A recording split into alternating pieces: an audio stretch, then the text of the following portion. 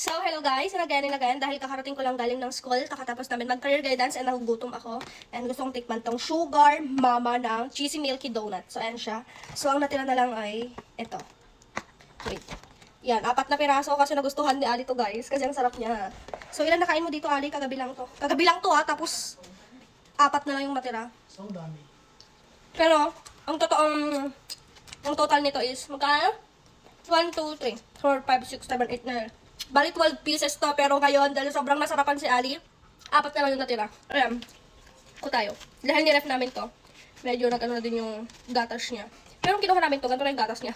Kasi isang araw nang nakalipas. Ayan. May cheese siya.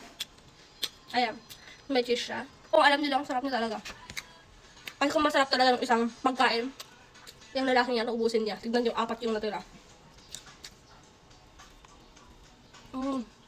You want? Isa.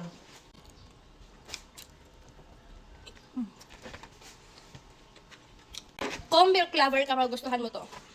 Or kahit hindi ka milk lover, magustuhan mo siya kasi masarap siya. Lalas tayo. Ito.